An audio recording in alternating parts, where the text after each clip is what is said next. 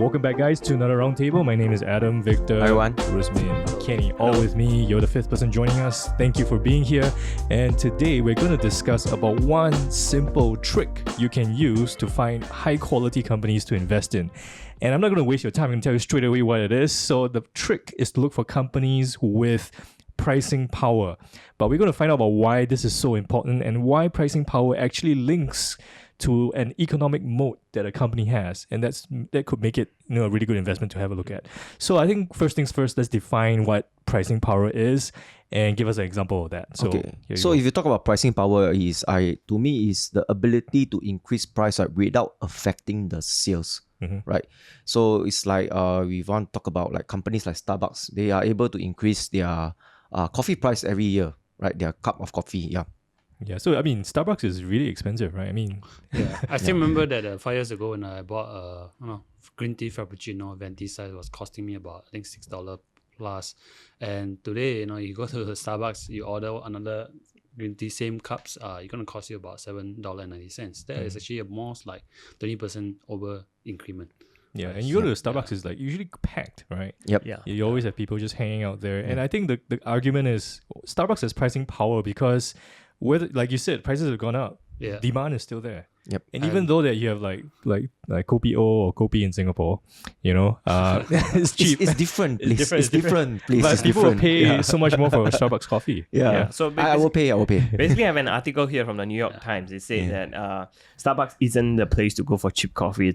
It is selling an experience, not a commodity. So, and of course, one thing what Starbucks can do is, of course, when prices of coffee started to increase in the past couple of years, and they are able to raise prices as well. But at the same time, when the prices of coffee starts to go down, they are able to just maintain the price and earn a fat margin on the business, on the coffees that they sell. So you talk about building the third place. Actually, that's one of the key strategies for Starbucks, Howard, that he wanted to build Starbucks as a place for us to hang out actually. And apart from home and the office, which the two most common places that we visit all the time, right? He wanted to build Starbucks as an experience where you hang out, a third place where you go and hang out with friends. Okay, so he does that by giving you the best service, right? When you go to a Starbucks store, the barista will remember your name, or maybe sometimes they will just write some funny stuff on the cup just to cheer you up and stuff like that. And do you ever use your real name when you order your coffee? No, I just use my nickname. Superman. So I mean, we're more than happy to write that for you as well, right? But so, I want to interject there. I know there's this third space thing, and it's very real because you go to a Starbucks, it's packed. Yep. But there are people who just queue up, get their Starbucks, and they go away. And they still rather pay for it Starbucks rather than some other coffee brand. And I think that's what I want to bring in here, because that even though Starbucks has pricing power, they have the third space, they have a great service, but a lot of times, a lot of people, especially in the US as well, they go in, they buy the coffee and they get out. Or it's a drive-through, right? Yeah. They don't even, especially in the New York. Remember we was there. People just go in. There was just a queue and they go in and they get out. So Yeah. they still choose Starbucks even though it's more expensive. And that's where we want to bring into the next point, which is that it's often linked. The ability for a business to charge higher prices is often linked to a moat. And in this case, the moat for Starbucks would be their brand. equity. Yeah, they like compared to a regular coffee Joe somewhere, they just rather go to Starbucks. And is that you drink Starbucks, right? Yep. Is that the case for you? Yes. I like the coffee lah. I think the coffee tastes really different from the normal coffee shop. I think what's unique about Starbucks is they're selling something different. They're selling coffee milkshakes and ice frap rather than actual coffee. If I want to go for actual good quality black coffee, I'll go probably somewhere else where they roast their own beans and everything. But this is more commercialized right now. So people who like sugary coffee drinks, I think this is the place. And you can get the same quality across different outlets. That's the thing, the brand that they have built. It's consistency. Consistency, It's just predictability. Because when you go to a new shop, you're not sure what you're going to get. And people are afraid of that. So they say, there's a Starbucks. I know I'm going to expect I'll get that. Yeah. So, I mean, that's what the brand signifies as well. You get your predictable quality. Yeah, so I think Starbucks is their moat is their brand, especially in China as well, right? Yep. Oh, it's super crowded. There's a lot of the Chinese in the Starbucks. Yeah. So in Korea as well, when it's like a lot of people in there.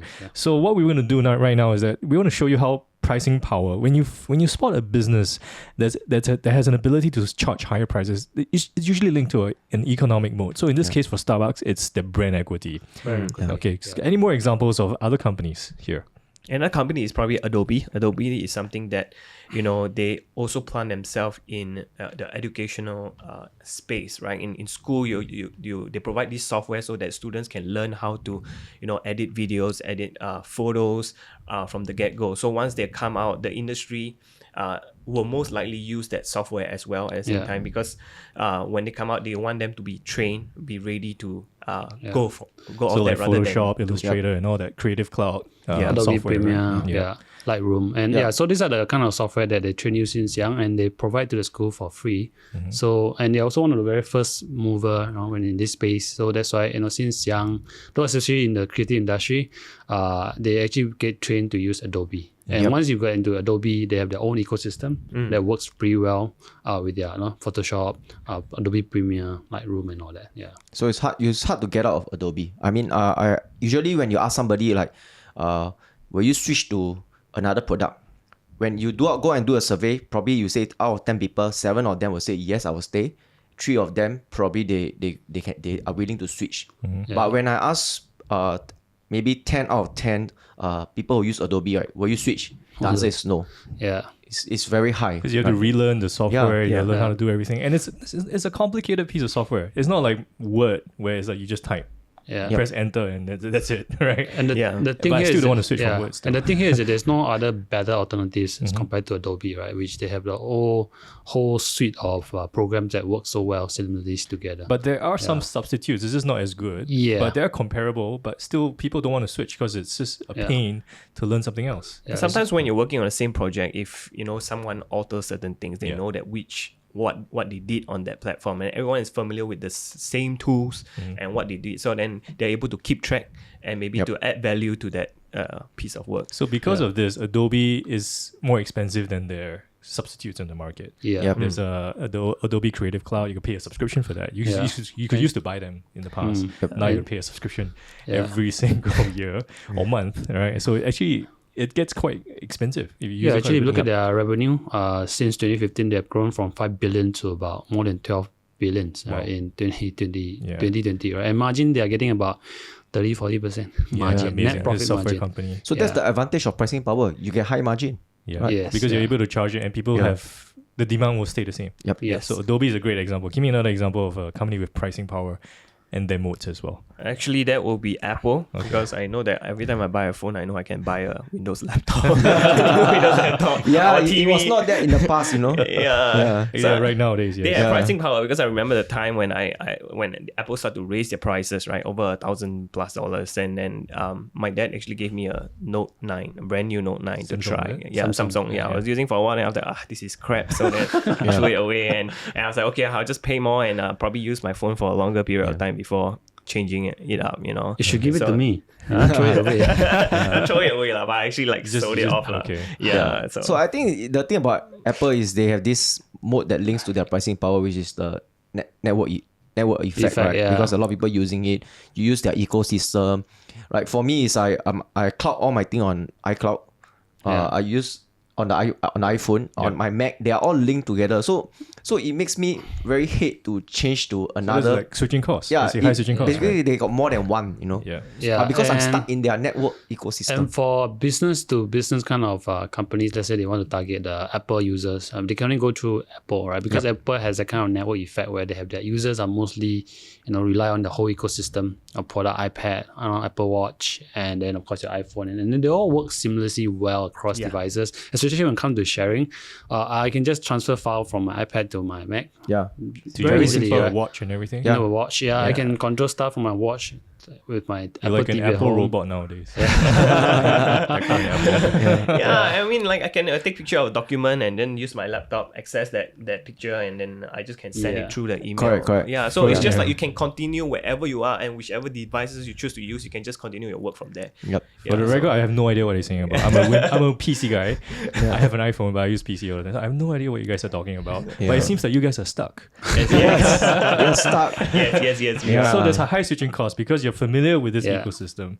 You don't want to get out. So even if Apple raises the prices of their device. The devices, you yeah. guys are going to buy it, right? Yeah. We You got guys no are- choice. You guys are suckers. Man. But I use the phone. Okay, I use the iPhone. Fair enough. It's the best one out there. Yeah. So But yeah. on the other end, of course, we have the developer side, because they have this network effect. So for developers, they have to pay about 30% on the App Store as commission to Apple, and they have no choice because there's no other there's ecosystem. Android. There's Android, there's Yeah. Apple, but You they also want have to pay Android. Right? Yeah, they want to conquer, let's say, the whole market, right? Yeah. Because everybody's either Android or Smartphone markets, that's Yeah, for sure. And, Yeah. there's research that says that Apple users have higher incomes as well. So if you want to get that market, that higher net worth market, you want to have an app on the App Store. Yeah. So that's the network effect that they have. If there's no choice, you want to access that pool of customers, you got to pay the 30% commission. Yeah. So that's the mode that Apple has built as well. The App Store, the margin, they actually reported they have about 78% operating margin. Wow. From the Fortnite saga. Yeah, they're yeah, trying yeah. to sue. That's So right, they yeah. reveal the margin that Apple actually is making from the App Store alone. It's not only purchasing the app, it's about the in-app purchase Yeah. that they also cut. Yeah. Yeah. So it's not just the app purchase, it's the everything else. Yeah. And that can add up to quite a lot.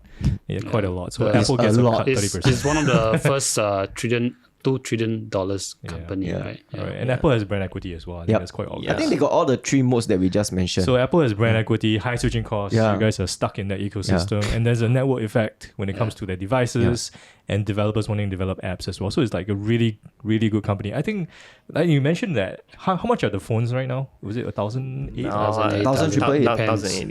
Now they have the cheaper model, right? iPhone Wow. mini. I mean, in Singapore But in the dollar. past, their cheaper models didn't work out though. The SE edition, Yeah. because people don't want to see without it. Because when you see with the SE edition, Yeah. oh man, Oh, man, you you- probably Come on, get he a always discount- said discount it. phone. Apple user are discount premium, phone. high income earner. high income earner. Yeah. So Yeah. everyone when they go for Apple is for the brand, also the status quo, and of course the ecosystem. Everything it all comes together. It's a luxury brand actually. And I think Apple is incredible in the sense that they've been one of the few. I mean, if you look at the iPhone, it's gotten so expensive and people just still buy them. I mean, I think one of the reasons why it's so expensive nowadays is because it's kind of replaced your laptop. Yep. Because in the past, you would have to I need my laptop, a phone is a phone.